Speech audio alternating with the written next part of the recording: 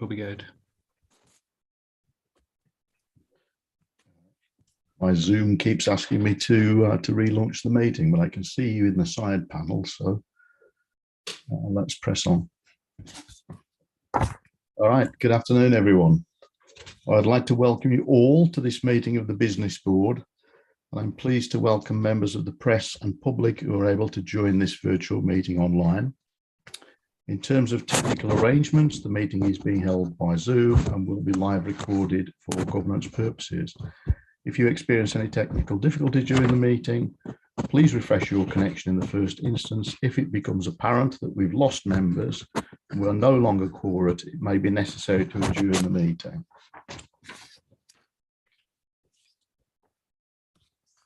I will begin by calling the names of all members of the Business Board in alphabetical order to establish their presence for the record. Vic Annells. Yeah, present. Vic. Belinda Clark. I believe we have apologies from Belinda. Councillor Wayne Fitzgerald. Didn't realise I was that early in the roll call. Yes, over here, Austin. Thank you, Wayne. Mike Hurd.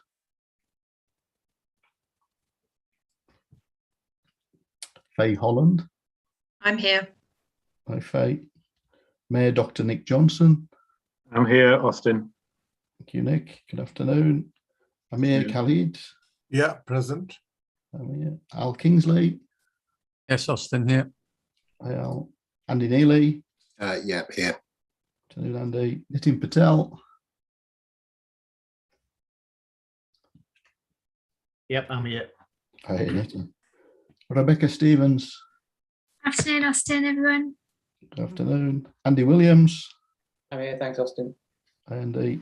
And myself, Austin Adams. We're also required to record the attendance of the Business Board's Section 73 officer.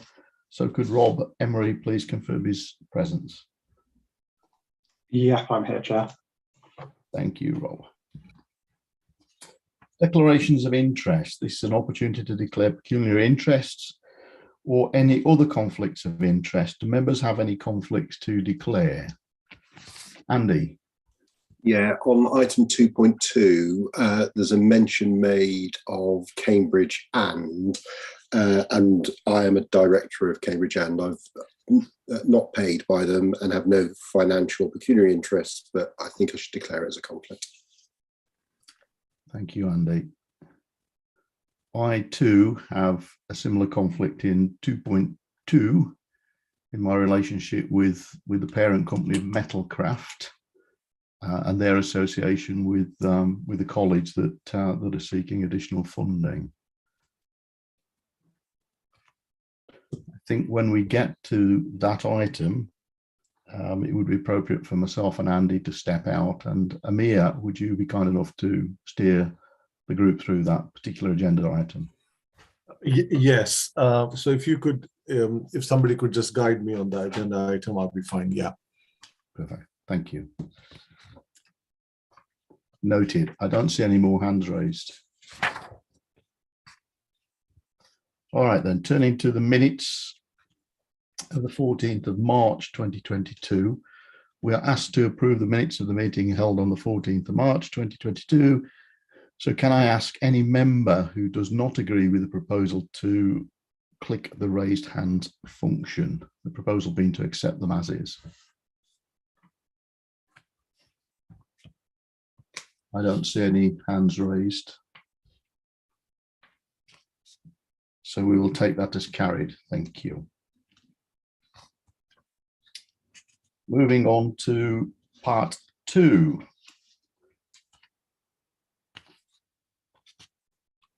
Oh, sorry, let me just go back on one point, if I may. Members have received an updated action log earlier today, which has also been published alongside the agenda on the Business Board's website. Do officers have any further updates to report on the action log to those already included in this recently circulated version? Don't see any hands raised. Hopefully everyone's received that. and many thanks to officers for updating that, cognizant of most recent discussions on bringing that fully up to date. Thank you. Moving on then to item 2.1, Strategic Funds Management Review. Steve Clark, the SRO for the LGF Fund and Market Insight and Evaluation, will present the May iteration of the Strategic Funds Management Review. Steve, are you with us? Yes, hi, good afternoon, Chair and Board.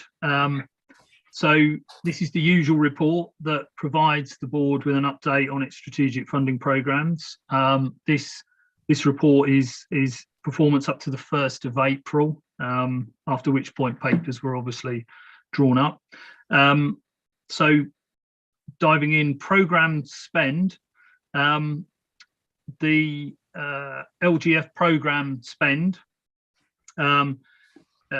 the figure reported in this paper is the same as reported last time, so 142,657,000. This is because the completion of year-end figures has not concluded yet in time for the drawing of the paper. So that figure actually is as of 31st of January.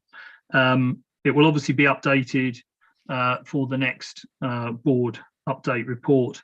The 14.6 million of Getting Building Fund, that continues to be spent through the property company in delivering the Advanced Manufacturing Materials and Research Development Centre on the university campus in Peterborough. The shareholder agreement for Peterborough University Phase 3 project, that was amended and signed off by all the partners in the last quarter, and the spend has commenced on preparing work for the Phase 3 planning application and building. And that includes 2 million from the Business Board Fund that was awarded last year alongside the partners' contributions. The Community Renewal Fund, the first tranche of payment of 2,060,000 was paid on top of 800,000 match funding from the 3 councils. That was paid to the Growthworks contractor during March to enable that programme to commence. In terms of programme monitoring, the current monitoring update shows that there's a total of 6,234 jobs that have been captured from all the various projects and 790 apprenticeships created. And that was via our data collection in April with the projects. Members will see there are added graphs in Appendix 1, which show the LGF programme cumulative to date, and also the month by month in year forecast and performance. Recycle growth funds. So in January, the board approved a strategy to award the first tranche recycling funds. The category 1 call for projects was opened in February, and we received 6 applications which have been through the process and are shortlisted and presented in the next paper at this meeting.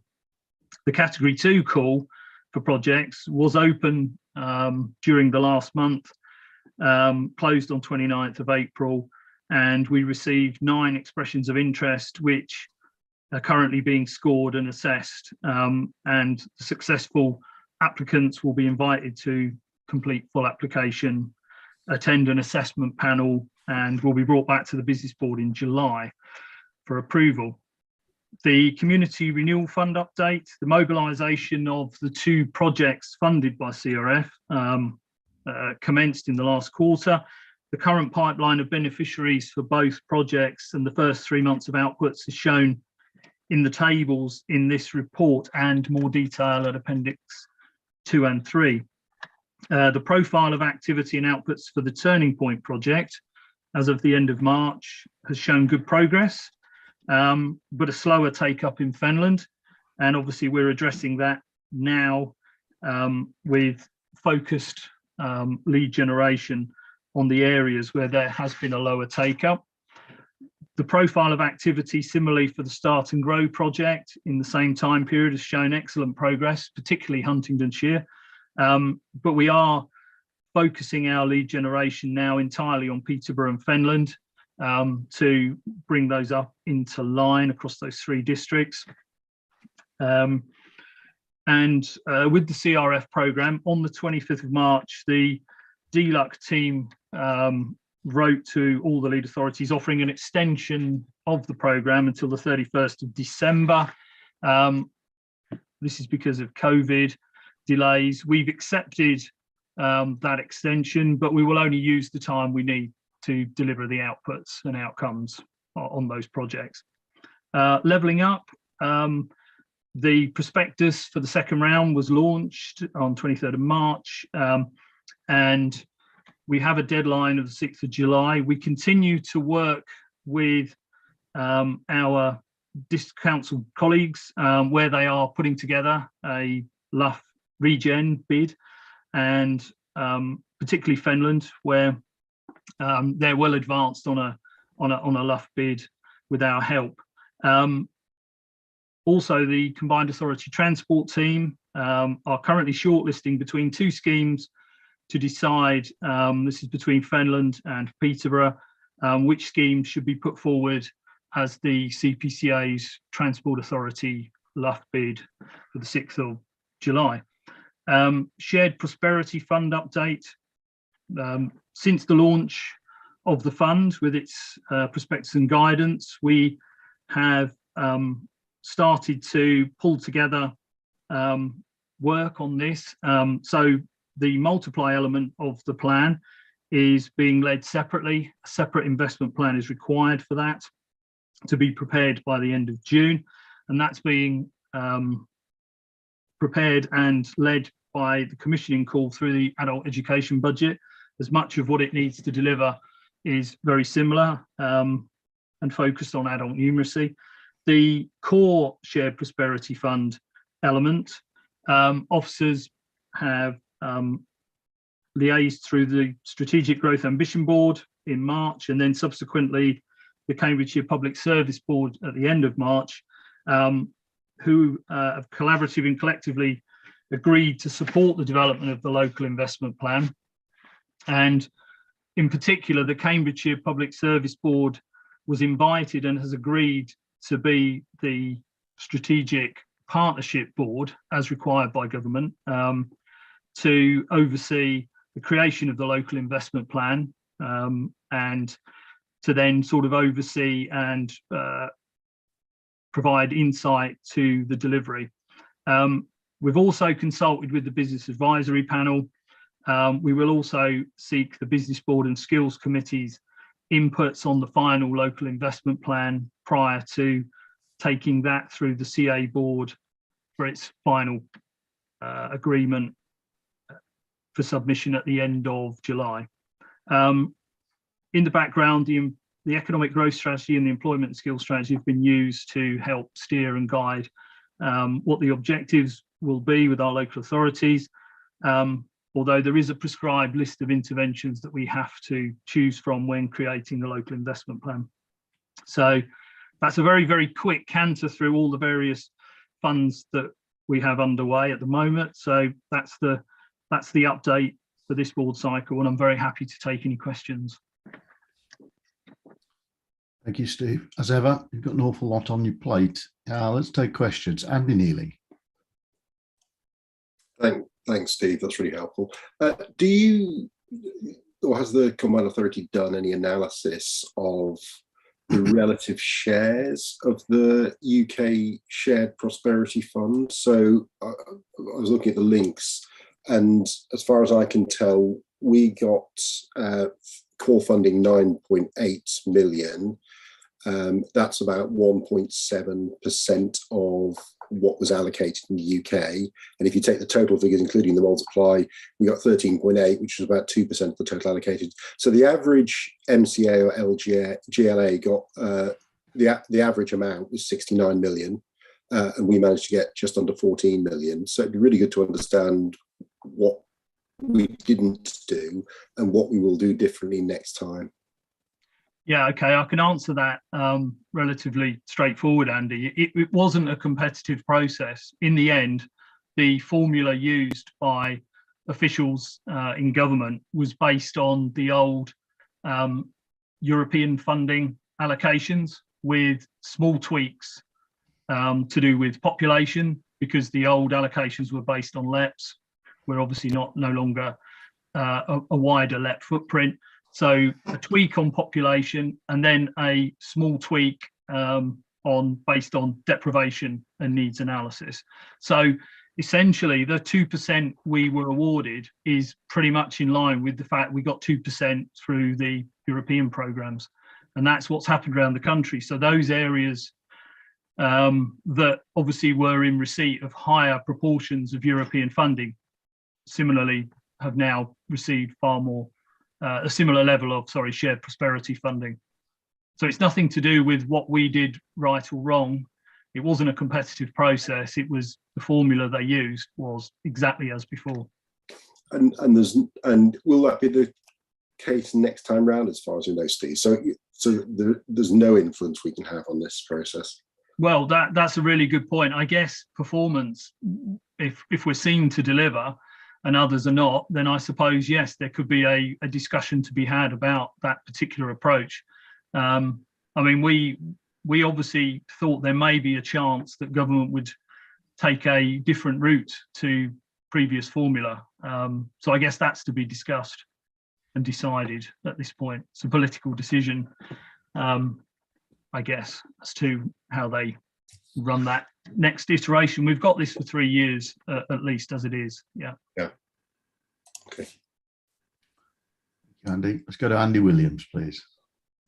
Thanks, Steve. That's useful. Perhaps following on from Andy as well, and I'm sure you've answered this question before, but on Appendix 1, the key performance indicators seem to show a huge disconnect between the forecast and the actual in various categories. If we've really created 10 times more jobs than we were forecasting, that sounds like a huge achievement, and we should be shouting from the rooftops to generate additional funding. On the other hand, the apprenticeship seems to be considerably lower than that which was forecast. So can you explain where we get these discrepancies? And can we get more robust indicators, if you like, if they're not accurate? Yeah. One of the first things I will say is that long list of indicators you see is actually the huge menu, if you like, of indicators that were possible to capture through local growth planning. So not all of them are a target for us. So what's recorded there are captured from projects, picking a selection of those particular indicators being delivered by particular projects. The 80 million, the first 80 million of the local growth fund given under the previous LEP was all on transport projects primarily, and one or two skills projects. And so those transport projects are long-term, and the delivery is very, very long-term into the future in terms of capturing those benefits. Most of the projects the business board has awarded to have been mainly around local business, higher job creation type projects, and some really good skills projects, which are proving to deliver more immediate benefits. So we will see the dial move. There was a period of cessation with the previous LEP, which of course hasn't helped us in terms of where we are with the delivery of some of the projects. So the curve shows that it will continue to grow, and we'll keep capturing it. We did lose one or two projects which were meant to contribute significant apprenticeship benefits, for example. So it will take time for the projects that we've re-awarded to come through and deliver into that. But I'm quite confident the high numbers and the jobs focus that we've had, we will see the incline, if you like, the growth of the outputs continue for quite a few years yet. So I feel we're lacking a few superlatives here, Austin, in terms of delivery, that perhaps we should be focusing on a bit more when we describe how we're getting on. That's all. Yep, no, agreed. Presumably the demise of the IMETs knocked a big chunk of the apprentice numbers out. That was one of the failed projects I was thinking about, Austin. Yeah. All right. Well, there's a lot of positives in there. Let's focus on the positives. I think that's Andy's point. Yeah. Thank you, Andy. Let's go to Al Kingsley. Thanks, Austin. Andy's kind of preempted on the main point I wanted to focus on, but I think Steve's response is really helpful in terms of there are some positives there. But if I may, I think there's still a bit of challenge when we look at some of the projects that feed into that total of jobs that have been created so far. There are some of those kind of infrastructure projects like Borges Boulevard, Kings Dyke, that are showing a zero project plan in terms of the forecast versus 600 plus jobs created. And that, to me, looking at the data, kind of says we've either got a really poor grip on what we're forecasting, or how do we actually evidence the authenticity of these jobs created? What's the process for validating versus is it anecdotal data to really kind of back up, hopefully, what is that positive message that Andy was referring to? Yeah, no, that's a really good question. And infrastructure projects, they are the more challenging ones to gather because they often take very long time to build, and then they take a very long time to deliver what was originally forecast. So we are, and quite often the folks who built it and the folks who potentially were in post to receive the funding can sometimes move on. So we do have some of those projects on our evaluation list for a different approach where we use external evaluators to go and get under the skin and obviously draw out all of those various benefits and outputs. But month by month, we are in touch with most of those that were in the delivery, the councils, or the actual delivery bodies. And we are canvassing, obviously, what's been created. The other thing was that some of those projects that approval early on weren't forecast to create that many jobs. Some of them were about a wider economic development piece, just to contribute to general growth and to unlock particular problems. Some of them roads, etc., bottlenecks. So, you know, there wasn't such clear-cut forecasts either on some of them. Thank you, Steve. Al? Sorry, Vic.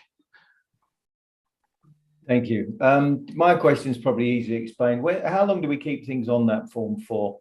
And I'm looking at one of them, signpost to grant, CPCA Growth Hub. And it's like finished monitoring was 2017 and it's still showing on that sheet. Just how long before we take things off? Yeah, it's a good point. Actually, it's a matter of just keeping the record and transparency that we've left them on there just to show where all the money has gone. We've even left some of the failed projects on there that started and stopped. So it's a good point. You know, it's probably something we should start demarking, which are perhaps it's a case of moving them on the sheet slightly. So those that are historic now and those that are sort of still live collecting. I think if I could just come back on that, Chair, and say, for me, it's all about making information available at the right moment. It could be that we have a second sheet that tells us about all past projects, but for me, we've so much to read that I'd find it so much easier if this was just the current relevant projects that we can influence, and perhaps then another sheet of things that have finished but are still there for accounting purposes, because it's just overwhelming the amount of information. Okay, no, that's a good point. We can look at that. Yeah. Thanks, Vic. I don't see any other hands raised. A couple of comments from me, Steve. I know the Combined Authority Board have asked for greater visibility of the performance of some of these investments. Now, whilst we can point to the fact that they can chase the links home in their document pack to find this information, it's a torturous thing to have to do, especially when they've got a 500-page plus board pack to work through. There's any thought that could be put into how we could better share this information with them? My second thought is it would be interesting to sort this report by before and after business board to reflect on the performance of the previous LEP in comparison to the performance of the investments that this board have made. Now, the last time we tested that, we were looking at a efficacy of tenfold improvement. It would be comforting to know that we're continuing in that vein as these projects do start to unfold and get traction and deliver the real benefits over time. Yeah, no, I think that's all doable. We can play around with this and get a before and after. Yeah, no problem. Perfect. Yeah. I don't see any other questions. The recommendation here is just to note. Can we all agree that this has been duly noted? Please shout if you've got an issue. All right then, Steve, with thanks, we'll consider that noted. Good job as ever. Awful lot of things going on there. Great to see we're making solid progress. Thank you. Thank you. All right, we're going to move to agenda item 2.2. Item 2.2 is the Recycle Local Growth Fund project proposals. And in line with my declaration of interest for this item and with Andy Neely, we will leave the meeting for the duration of this discussion. But first, we need to establish whether this discussion will be held in public or private session due to the exempt appendices that it contains. The information in these appendices was exempt from publication under Part 1 of Schedule 12A of the Local Government Act 1972 as amended, in that it would not be in the public interest for this information to be disclosed. Information relating to the financial or business affairs of any particular person, including the authority holding that information. Does any member of the business board wish to discuss the content of either of the exempt appendices that support this item? Okay, great. In which case, I shall now leave the meeting. I don't know if someone has the technology to turn me on and off, or do I need to do that myself and dial back in? Nick, perhaps you could advise. Hi, Chair. Yeah, no, we can remove you and then bring you back in. All right, perfect. And with thanks, if Amir might introduce this part of the report. Nick, I'm not sure, has Amir got the chair's briefing notes? If not, could you help him with the recommendations, please, on this item? I believe he's got them, but I will support him if he needs anything. All right. Thanks, Amir. Thank you, Austin. And Andy, are you in this or? No, I'm being booted out as well, I hope. Okay. See you soon, Andy. Okay, thank you very much. So I guess the recommendations are that you have shown 3 top projects which you are recommending for funding, and there are 2 options. One of them is to give the top 2 projects full funding, and then reduce the funding to the third one. And the second option is that there's reduction all 3 projects. I just want to ask somebody from the executive whether you have talked to the applicants about taking the cut. Is there a danger that one of these projects becomes unviable if we reduce their funding? Good afternoon, board. Louisa here. Thank you for switching my video on. In terms of the recommendations, I have spoken to the 3 applicants who form part 2 of A, which would be a reduction in funding down to the 400,000. All 3 have said they are able to deliver at slightly reduced outputs, but still able to deliver. In terms of A1, which would be funding full projects ranked 1 and 2, and a very reduced, significantly reduced grant offer to 3. I haven't tested the waters on 3 in terms of whether they are able to continue to deliver. But from initial discussions around the reduction to 400,000, they said that was doable. Anything less would make it slightly more difficult. So I, from that, took it that a significant reduction would mean that 3 would not be viable. Okay, and from, I think what you're saying, option 2 seems a better option because you've talked to all of them and they've agreed. So my understanding is that we need a vote for the business board members to decide on option 1 or option 2. So the executive are kind of saying option 2 is a better option. I tend to agree. I think my job is just take a vote on how many people prefer that we take option 2. If you could raise your hands.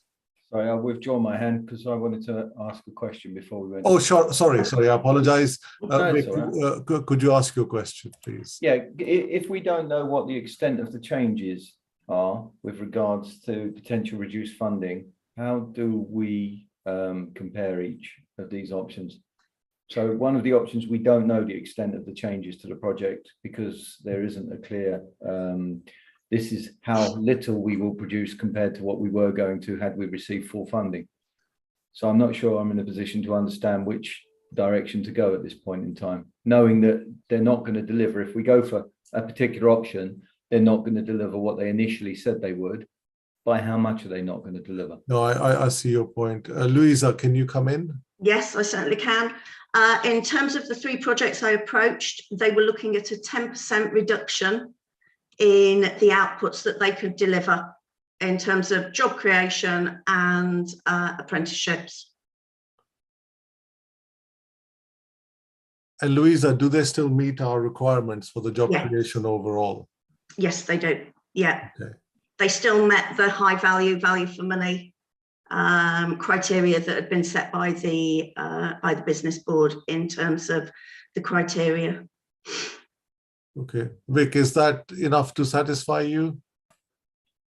Look, it's the answer I've been given, so I'll use that in making my decision on where I vote. Thank you. Okay, thank you very much. Okay, so could I ask people who, first of all, any other questions from any of the business board? Okay, I've got Andy Williams first.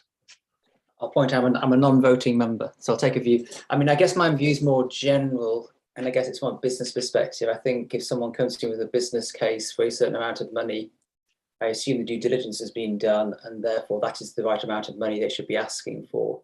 So I'm kind of in the camp of we should fully fund what we can fund. If there's a reduced funding available for a 3rd project in this case, I'd rather go and then have a further discussion with them around how they progress on that basis.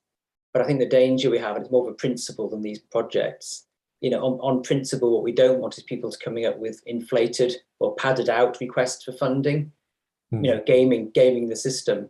Yeah. So I'd rather we progressed in a more authentic way. And if we believe the first 2 are the most valuable, then they're the ones we should be funding. And then we return to the 3rd one with further information. But I would point out that I'm a non-voting member on this one. So, okay. Louisa, my understanding is that value for money is part of the criteria for judging these projects. Yes, and external due diligence was carried out across all 6 applications. So they've all, you know, we've established that in terms of their funding requests, yes, it was justified, and yes, it offered value for money. Okay, thank you, Louisa. Al. Thanks, Amir. It was probably one that's a follow-up action rather than specific, but I was just conscious in this listing here, both one of the proposed opportunities and one that falls below the line. There's a significant variance between the internal and external scoring. And I just wondered whether there's anything that's worthy of unpicking subsequently as to why there's quite such significant deviation on 2 of those. Louisa, are you able to answer that question? Are you able to just point me in the direction of which scores you're looking at, please? I'm happy to, Louisa, and please feel free if I'm missing the point on it. But the internal versus external scoring for the 2nd and 4th entries in the list have a variance of 15 or 20 points between the scoring. Yes, whereas the others seem more in line and consistent. So the question is, when we get a significant variance, is there any additional reflection we need to take as to why there's such a big gap, or whether there's a very significant difference in the weighting that's been applied? I think on those 2 particular ones, there was an issue around or there was discussion around the weighting. I mean, obviously, internally we use internal officers who may not have the same understanding of things, for example, like subsidy control, etc., whereas our external due diligence takes that and is and adds quite a lot of weight to the subsidy control issue. And that certainly was an issue on 4. On 2, there was a discussion that we had around indirect jobs and direct jobs. We've always internally counted indirect jobs to be of the same value as direct jobs, whereas our external due diligence put a higher value on direct jobs to indirect jobs, which is where the discrepancy came. Okay. Does that answer your question? Sorry, Al. Okay, thank you, Al. Faye. Samir, I actually just want to follow up on what Andy said, and I actually really value the fact that you have put that challenge in there. I think my thoughts are very much that these are known projects that we are looking at incremental funding for. I think if there were new projects, I'd wholeheartedly agree with you, Andy, but I think because these are known ones, maybe we want to consider spreading the funds across them to try and get a 10% reduction. I think it still makes each of them quite viable. But thanks, Andy, for the challenge there. I think it was a good one. Okay, thank you, Faye. So I don't see any more hands. So I think if we could have a vote on option 2 first. How many people are, please raise your hand if you're in agreement with option 2. So I think I'll get to vote as well. So, right, is somebody counting how many people we've got?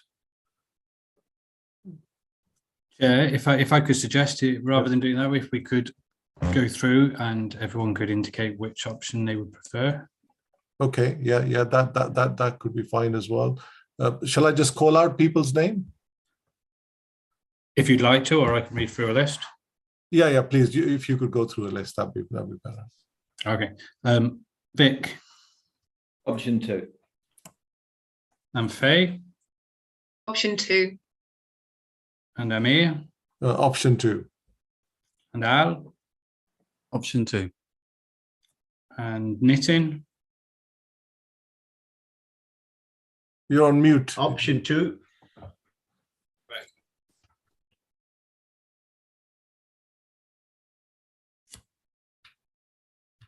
Sorry, Nick, I didn't hear you. Rebecca. Option 2. Thank you. Well, that's unanimous for option 2. Okay. All right. Thank you very much. So the second recommendation is if we can go for that we're declining the projects ranked 4 and below. Yeah. So if there's no disagreement there, we'll go for that. I think can we bring everyone back in? Yeah, that's fine, Chair. We can bring them back in. Thank you very much. Thank you.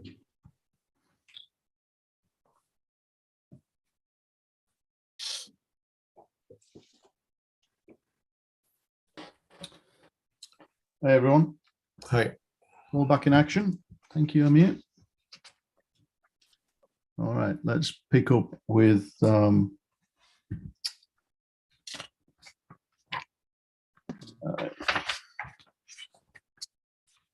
Sorry, just one thing on this, and I think we talked about it. Why did we only get 6 projects for a big grant like this?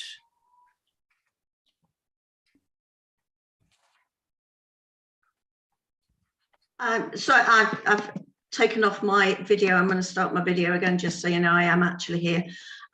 We did advertise it. We wrote to all of our projects. We wrote to all of the LGF projects. We had it as an open call on the website, but that's what we got, unfortunately. And would it be the same for other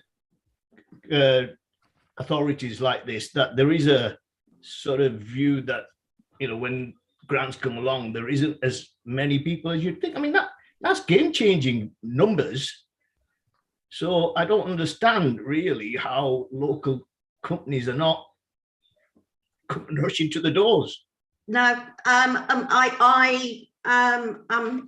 happy to share the list of who we shared with, but we went out, as we have done again with our category 2 call for projects. You know, that's gone out to all of your business board members. It's gone out to local authorities. It's on the website. It's Should we put it in the newspaper?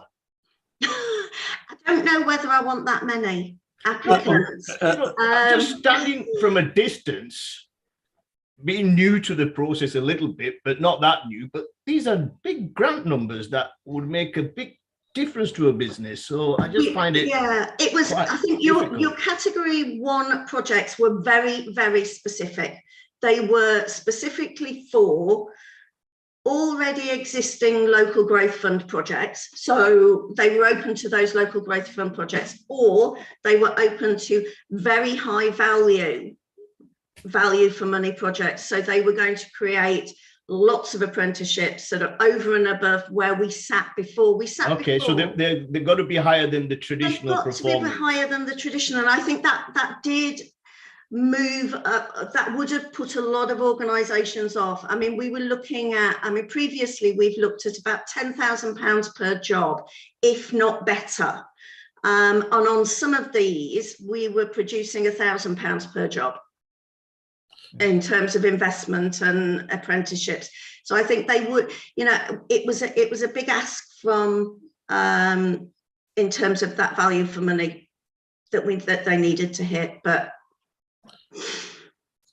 So I know Mayor Nick Johnson is ahead of me, but I can make a comment after Nick, perhaps. Sorry, Austin, didn't want to take over. Back to you. Well, no, I mean, it's tempting to comment on this, but well, let Nick come in because he's got his hand raised. Well, I'm sort of conscious we're not really on the agenda, but I would recognise what Nitin says. And Louisa, I don't know if you were laughing deliberately, but I actually think maybe we should never be shy of getting lots of applications.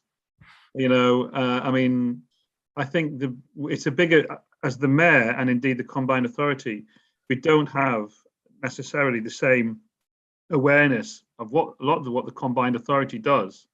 That's a job for myself and indeed the board of the combined authority. But as the business board and also as the holders of potential funds, I think it's inherent on the business board to make sure it is more visible. And if that involves being more visible through social media or indeed the newspapers, that's what we should be doing, because we should be the go-to people that people are aware of. Not that I was being glib in any way, shape or form. Having previously managed some of the COVID grants where we were significantly oversubscribed by 100, 200%, and we would have 200-300 applicants, all very disappointed that they did not get any funding. Managing expectations when we have a very limited pot of money is also something that I think the business board have to take into account, that, you know, you have to be able to set criteria and use those criteria. The criteria at this point for our category 1 projects was to fund already existing local growth fund projects, to add some value, to create some really high value outputs and outcomes. And that was what we've done with this particular pot. This second pot of funding, the category 2 funding, which is much larger and much more significant amounts of funding, has been opened up as wide as we have. I think we've certainly gone out into social media on our category 2, but we didn't with our category 1, because I think we were mindful that it's very difficult managing expectations when funds are limited.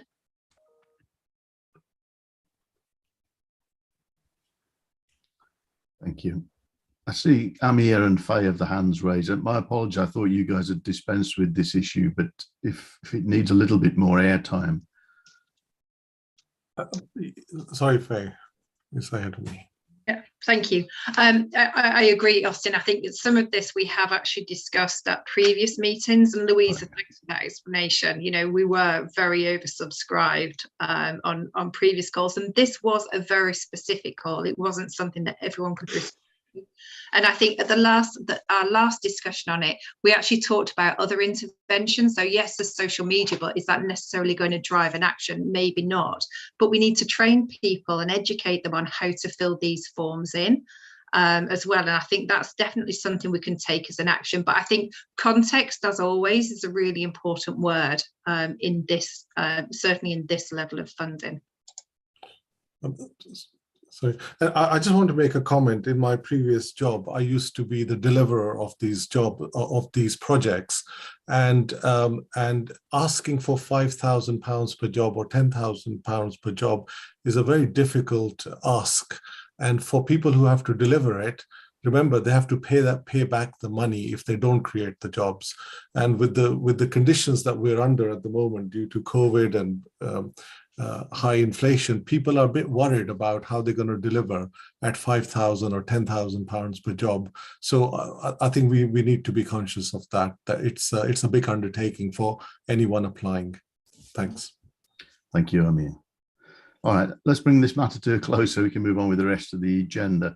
Well, what I would suggest, though, I mean, Faye's spot on.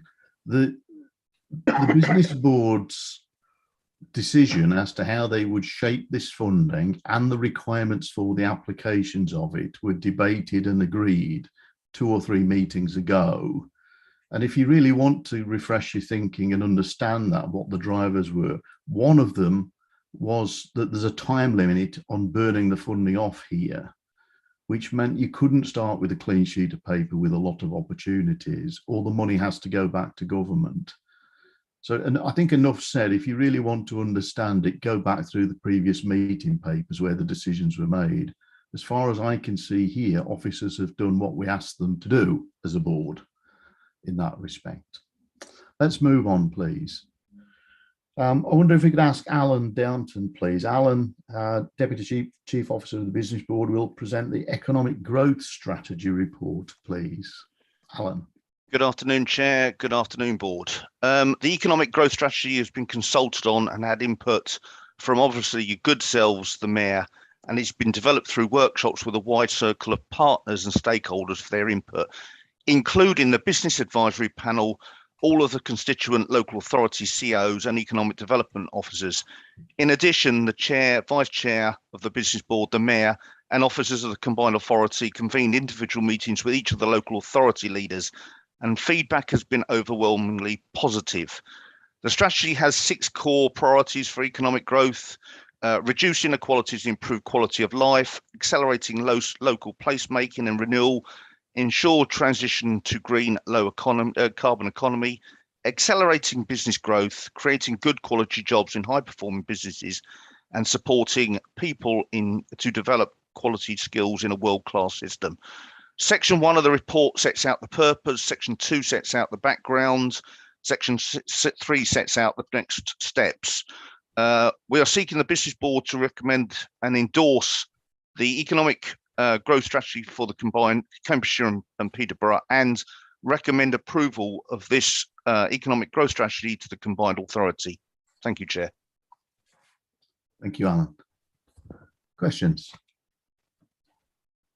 I know this has already had an awful lot of debate in its construction, so hopefully there are no really difficult issues here. But any questions, anyone? Al? Yeah, it's not really a question, it's more of a statement really, which is I just think there's a real positive here about the level of co-production that's taken place on this particular document, and I think there has been a lot of opportunity for brainstorming and sharing of ideas, which often is talked about, but sometimes doesn't always materialize at the level that you hope. But in this case, I think there's a real positive in how this has been pulled together. Thank you, Al. Andy Williams. I agree with that. I think we have worked on this a long time. I think it gives us a strong narrative that we can go to central government with, using our regional capabilities to drive the improvements that we're discussing. The only thing I'm still a bit sad about is on Appendix 2, good growth, we managed to get double GVA into that inner circle, which is something I think I've mentioned several times, but it seems to have disappeared from Appendix 1, the actual economic strategy. To me, reminding central government when we go there that we're going to do all these things in the context of doubling GVA is not a naked economic growth ambition. It actually adds to the excitement. We are going to do all those things and we're still going to be able to double GVA, I think, is a really compelling narrative. And we need to make sure we maintain the link between the two. But otherwise, I think it's a great document now. I think if we can all buy into this, everyone gets behind it, I think we have a chance to improve our narrative into central government. Thank you, Andy. Noted. Thanks, Andy.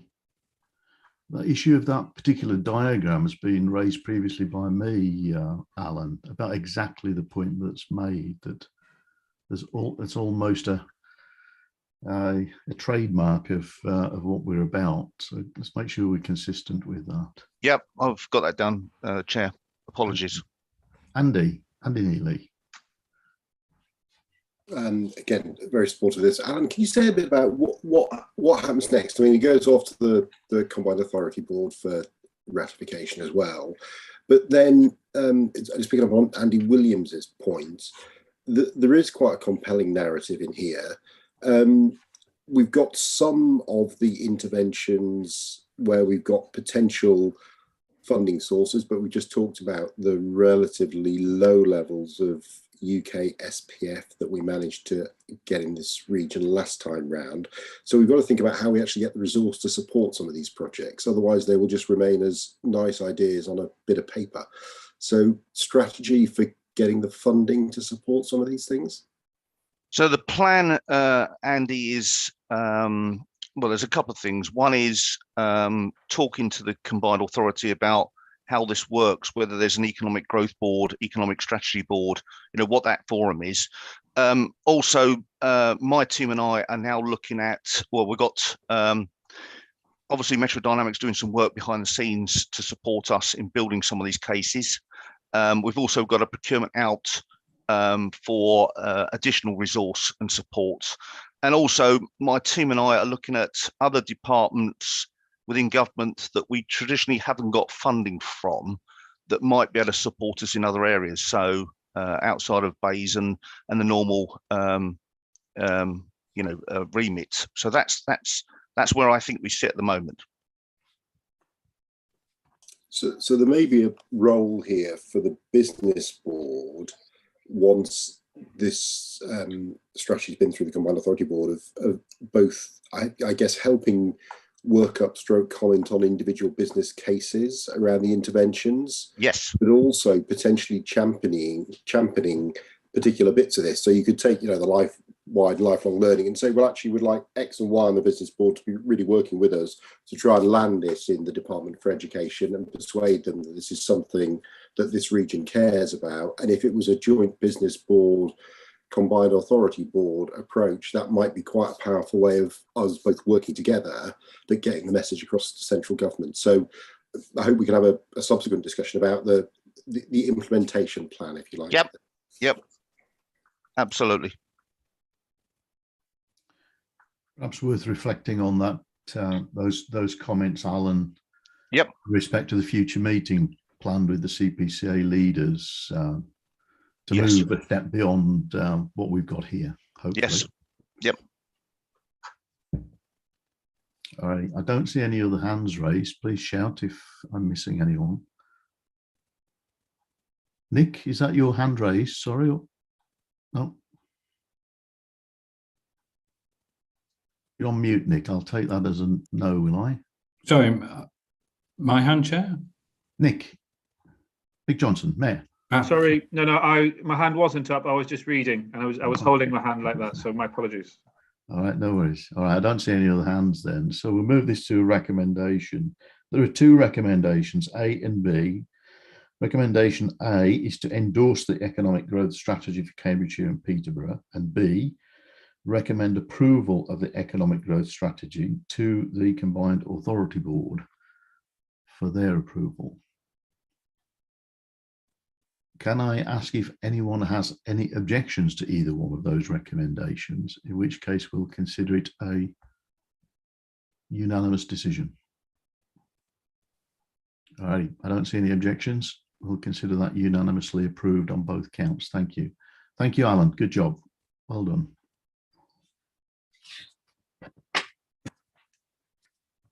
Moving now to item 3.2, the skills boot camps evaluation.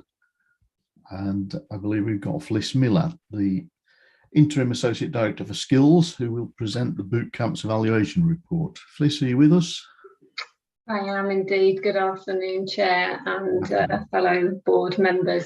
You may recall that when we were awarded the monies to deliver the boot camps, the business board requested a paper evaluating the delivery of the boot camps. So the combined authority was successful in a consortium bid to deliver digital boot camps across the east of England under the DFE Wave 2. Perhaps not surprisingly for a new initiative, we faced a number of challenges when delivering this contract. First being that the contract was originally supposed to be awarded in April, and we received notification in the summer. In addition to that, we also pulled together a consortium of 9 delivery partners, and only 2 delivery partners were awarded to us by the department.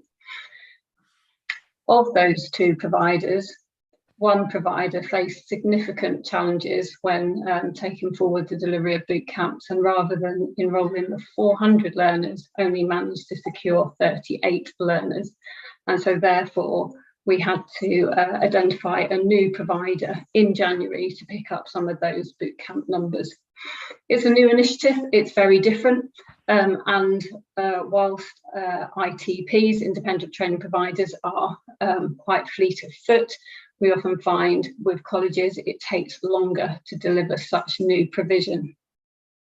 We've learned a number of lessons along the way, and we've subsequently been successful with a proposal to the Department for Education for Wave 3 of boot camp funding. This time we'll be covering a number of additional discipline areas such as the green economy, advanced manufacturing, construction, accelerated routes into apprenticeships. The difference with this funding is that it will be grant funded, and therefore that allows us greater flexibilities. And we're currently running our own procurement exercise to be able to engage with and contract with the providers of choice going forward. The new contract that we've been awarded will also just be for the combined authority area rather than for the wider east of England. So we're still delivering under Wave 2 of the digital boot camps. We currently have over 500 learners on programme, which falls short from the 800 we originally anticipated. Happy to take any questions. Thank you, Fliss. Questions for Fliss? Faye? Probably more of an observation than a question, actually, Fliss. Thank you very much for the update. I think it's positive still. You know, 564 people gone through the programme. That's good. That's an achievement. And I think the most important thing from my perspective is that we learn. Like you say, it was new. Let's not beat ourselves up about it. Let's just learn from it and commission it, you know, differently in the future. So again, I'm forever an optimist. I think it's positive that we've had those people go through the programme. Thank you. Yeah, and lots of positives, as you say. Perhaps I focused too much on the negatives there in the report. Well said, Faye. Vic? Yeah, I want to just come in on the back of what Faye's just said. Look, for me, when we set a target like this, we expect the environment to carry on progressing in the way we wanted it to. It didn't. There were clear macro impacts on this. And I think the fact we got to 564 is testament to the fact it's been a good programme. And I'm really pleased to see that they've managed to get additional funding. and the focus now being on the combined authority area will enable us to be even more precise with it. So well done, Fliss and the team. I think it's good. Thank you. Thank you, Vic.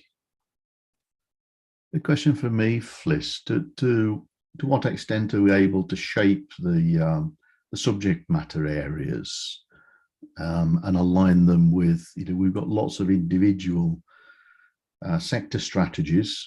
We've got our overall growth strategy. Often these give rise to, pockets of constraints where the skills don't exist. Are we able to better shape that now in the delivery of this programme?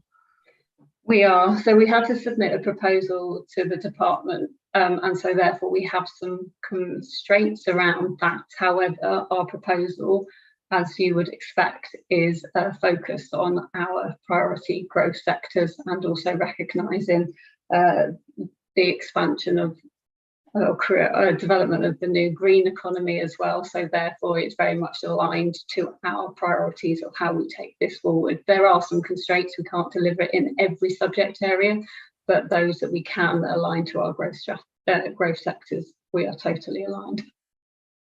Brilliant, thank you. Alrighty, I don't see any other hands raised for questions. This is a recommendation only to note the report on the performance and skills boot camps. And I think on behalf of the board to thank Fliss for a job well done actually here. Thank you. Thank you. Good job. All right, let's move on. Item 3.3, the nomination of business board representatives for the Combined Authority Board. Following this meeting, a separate meeting is being held to consider the feedback from an independent business board evaluation that's been carried out. One of the issues that this will cover is representation of the business board on the Combined Authority Board, and I consider it appropriate to discuss feedback on this matter before settling on a nomination for the Combined Authority Board. I also have some concerns about the detail in this paper and how it's been presented, which I would like to get straightened out with officers on some constitutional matters before it comes back to us. Therefore, this item will be deferred to a later date following the discussion of the business board evaluation feedback. Hopefully not very long, frankly. I think we can get this cleaned up very quickly, but not here and now.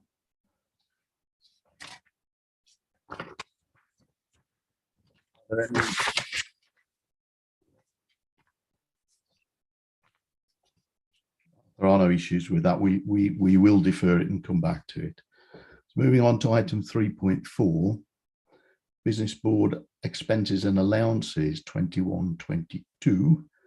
I believe Emily is going to present a report on expenses and allowances for the last municipal year, please. Emily, be with us. Yes, thank you. Good afternoon, Chair. Good afternoon, members. This report presents the remuneration and expenses paid to private sector business board members for the period 1st of April 2021 to 31st of March 2022. As stated in the business board allowances scheme, it is a requirement to provide an annual summary of remuneration and expenses paid to members under the scheme. This report simply asks the board to note this summary presented and the publication of this on the Combined Authority website. Thank you. Thank you, Emily. Anyone have any questions on this at all? We just fulfilling an obligation to make it public. Thank you. Well done, Emily. Thank you.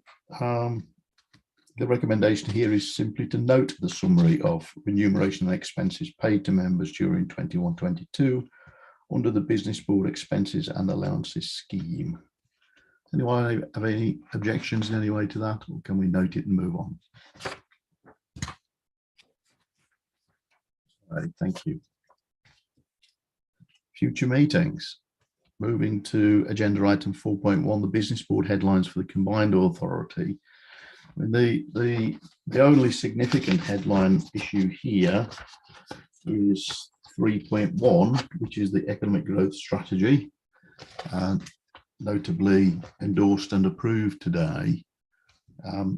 I would hope that we would get a very positive reception to that at the Combined Authority Board, given the extent to which everyone has been consulted and had their opportunity to review and help shape that over time. I'll carry that forward to the Combined Authority meeting. Andy, I see you have your hand raised. Yeah, I was just wondering actually, because in light of the election, there'll be some changed membership of the Combined Authority Board, whether we want to try and get an excuse me, early conversation in with any new members of the Combined Authority Board once we know who they are, so we can give them a chance to have input, and whether we could do that before the actual Combined Authority Board meeting, I don't know, but it's worth thinking about. Yeah, that's a very good point, Andy.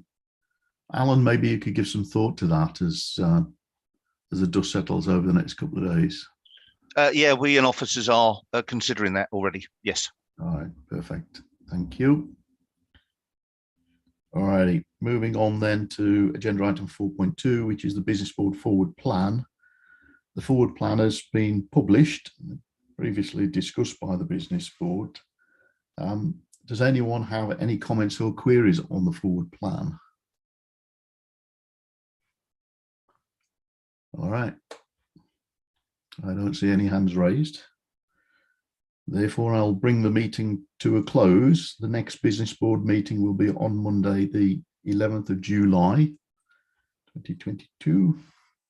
We've gotten ourselves home a little early in this meeting, so bought you a bit of time to go and have a cup of tea, perhaps.